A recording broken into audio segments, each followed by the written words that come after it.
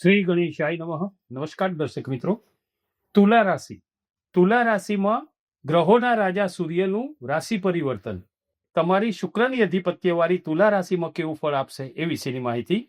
તો તારીખ 16/7/2026 ને ગુરુવારે રથયાત્રાના દિવસે રાત્રે 11:18 થી બુધની મિથુન રાશિમાંથી સૂર્ય રાશિ પરિવર્તન કરી અને ચંદ્રની કર્ક રાશિમાં આવશે. ક્યાં સુધી રહેશે?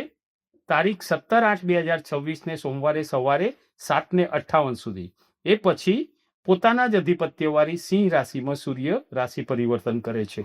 તો અહીંયા કર્ક રાશિના સૂર્ય તમારી તુલા રાશિ માટે કેવું ફળ આપશે એ વિશે જોઈએ તો 10મા ભાવથી રહેશે. આ તમારી રાશિથી 10મા ભાવથી થતું આ સૂર્યનું ગોચર તમારા માટે ખૂબ શુભ ગણાય છે. 10મો ભાવ ખૂબ શુભ ગણાય છે. કર્મ અને પિતાસ્થાન છે 10મું. એ તમારી કારકિર્દી, તમારો વ્યવસાય, તમારું કર્મ કેવું હશે એ વિશેની માહિતી 10મા સ્થાન, અને એમાં સૂર્ય હોય તો એનું શુભ ફળ તમને મળે જ છે. તો તમારા સૌથી પહેલું તો આત્મવિશ્વાસમાં વધારો કરે, તમારા માન પ્રતિષ્ઠા આ બધું વધારે. અહીંયા તમને 10મા ભાવના સૂર્ય તમને કોઈ વ્યવસાય ના હોય તો સારો રોજગાર આપી શકે. વ્યવસાયમાં પણ તમે સારો ઉન્નતિ કરી શકો, ઉત્તમ પ્રગતિ કરી શકો. સરકારી કામકાજમાં પણ સૂર્ય જે છે ને એ સરકારી કામના કારક કીધા છે, એટલે સરકારી કાર્યમાં પણ સફળતા અપાવે.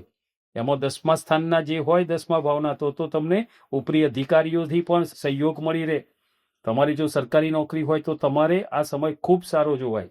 તમારી નોકરીમાં તમને સારું કામ તમે કર્યું એનું માન મળી શકે, તમારા કાર્યની પ્રશંસા થાય, તમને તમારા કાર્યથી પ્રસન્નતા તમે પણ અનુભવો, તમને સારો મોભો મળી શકે, તમે છે ને કોઈને માર્ગદર્શન આપી શકો, તમે ઉત્તમ નેતૃત્વ કરી શકો, આગેવાની લઈને તમે કાર્ય કરી શકો. કહેવાનો ભાવાર્થ એ છે કે કોઈ પણ વ્યક્તિને તમે સારું માર્ગદર્શન આપી અને નેતૃત્વ કરી અને એમને તમે મદદરૂપ થઈ શકો.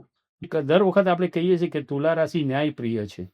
કોઈ પણ વસ્તુ તળને ફળ મોઢા ઉપર કહી દેતા હોય છે જો સાચા હોય તો આ તમારો ન્યાયપ્રિય સ્વભાવને લઈને પણ કોઈ પણ વ્યક્તિ તમે સાચા હોય, તમે મેં કીધું ને કે મોઢા પર કહેવાની આદત છે, તો તમારી સ્પષ્ટ વક્તા તરીકેની છબીથી તમારી પાસે કોઈ માર્ગદર્શન લેવા આવે છે.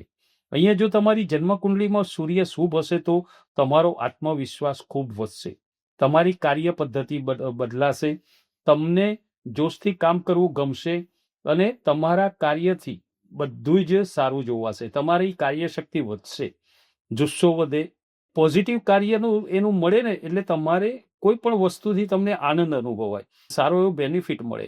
પરંતુ જો તમારી જન્મકુંડલીમાં સૂર્ય નબળા હોય કાં તો કોઈ પાપગ્રહથી પીડિત હોય તો અહીંયા તમને નોકરીમાં પણ અમુક વખતે ઉપરી અધિકારીઓથી મતભેદ કરાવે, કામનું ભારણ વધી જાય, વર્કલોડ બહુ વધી જાય.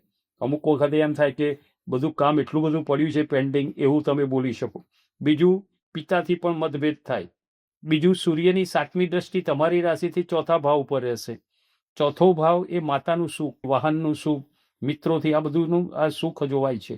તો અહીંયા તમને માનસિક રીતે શાંતિ મળે. બીજું, વાહનનું સુખ તમને સારું જોવાય, કોઈ નવું વાહન ખરીદી શકો. અહીંયા મિત્રથી પણ તમને સારું લેણું જોવાય. અહીં ઘરને લઈને કોઈ મોટો ફેરફાર કરાવી શકો, કોઈ મરામત કરાવી શકો ઘરની. એમાં તમારી જવાબદારીઓ એક પછી એક વધતી જાય, તમારી કાર્યશક્તિ વધે, કાર્યનો બોજો પણ વર્કલોડ આગળ કીધું એમ વધે. અહીંયા તમે તમારું સ્વપ્ન હોય કે નવું ઘર કરવું છે તો એ પણ આ સમયે તમે કરી શકો. વાહનનું આયોજન કરી શકો, નવા ઘરનું આયોજન કરી શકો. કોઈ વસ્તુ તમને ઘણા સમયથી એમ હોય કે મારે લેવાની છે તો આ સમય તમે લઈ શકો. તમારી જન્મકુંડલીમાં સૂર્ય શુભ હશે તો તમને સ્વભાવથી અમુક સારું જોવાશે, પણ જો અશુભ હોય તો સ્વભાવથી પણ અમુક વખતે કડકતા આવી જાય, અમુક જિદ્દીપણું આવી જાય. સૂર્ય પાપગ્રહથી યુક્ત હોય ને તો આપણો સ્વભાવ પણ બદલી નાખે છે. અમુક વખતે અભિમાન જેવા શબ્દો નીકળી જાય છે. તો અહીંયા બીજા પાપગ્રહથી યુક્ત ન હોય તો તમારે આ તમારું મનોબળ વધારી આપશે, સારું માન અપાવે. જન્મકુંડળીમાં જો સૂર્ય શુભ ન હોય તો તમે ગમે એટલી મહેનત કરો તો પણ કામની કદર થતી નથી, તમારે કામને કોઈ પ્રોત્સાહન આપતું નથી, તમારી કાર્યની વાહ થતી નથી, એટલે હતાશા મળે. બીજી વખત કામ ન કરવાની વિચાર આવે, આટલું કરીએ તો પણ કોઈ આપણા કામનું તો કોઈ જોતું જ નથી, એમ એવો વિચાર આવે. તો તમને પ્રોત્સાહન ન મળી શકે, આવું પણ થાય જો સૂર્ય શુભ ફળ ના આપતા હોય તો. એટલે આત્મવિશ્વાસ પણ ઓછો થઈ જાય. અહીંયા તમારે સૂર્યદેવને સારું એક ફળ મેળવવું હોય સૂર્યદેવથી, અને તમારે ઉપાય તરીકે શું કરવાનું, તમારે તો દરરોજ સ્નાન વિધિ કરી અને સૂર્યનારાયણને તાંબાના કળશમાં જળ લઈને, એમાં શક્ય હોય તો લાલ પુષ્પ હોય તો સારું, લાલ ચંદન અથવા કંકુ લઈ અને સૂર્યનારાયણને રીમ સૂર્યાય નમઃ 11 વખત બોલી જળ ચડાવવું જોઈએ. સૂર્યનારાયણનો મંત્ર છે ઓમ ધ્રુણી સૂર્યાય નમઃ. એ મંત્રનો 108 વાર જાપ કરવો જોઈએ, રવિવારે તો ખાસ. બીજું, દાન પણ શ્રેષ્ઠ કીધું છે, તો જરૂરિયાતવાળાને તમે લાલ વસ્ત્રનું દાન કરી શકો, કેમ કે સૂર્યનારાયણની લાલ વસ્તુ પ્રિય છે. દાન સાથે દક્ષિણા પણ આપવી જોઈએ. બીજું, ઘઉં અને ગોળનું દાન કરી શકો, અને ઘઉં ગોળ અને આ બધું ભેગું કરી કોઈ મિષ્ટાન બનાવો ને, કોઈ મીઠાઈ, અને એ પણ આપો તો બી શ્રેષ્ઠ છે. ઘઉં ગોળ અને ઘી ને એ બધું એ કરી અને તમે સારી મીઠાઈ બનાવીને પણ કોઈને આપી શકો. તાંબાની ધાતુનું દાન કરો, એ પણ શ્રેષ્ઠ કીધું છે.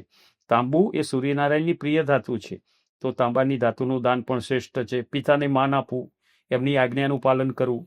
બીજું, વડીલોનો આદર કરવો.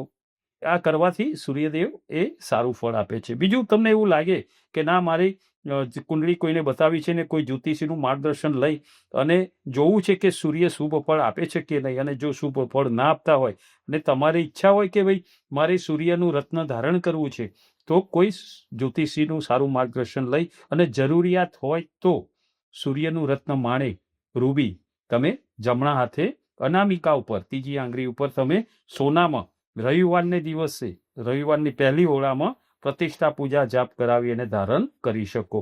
તો આ સૂર્યથી તમને એનાથી ફાયદો થઈ શકે. તો આ હતું સૂર્યનું કર્ક રાશિનું ગોચર.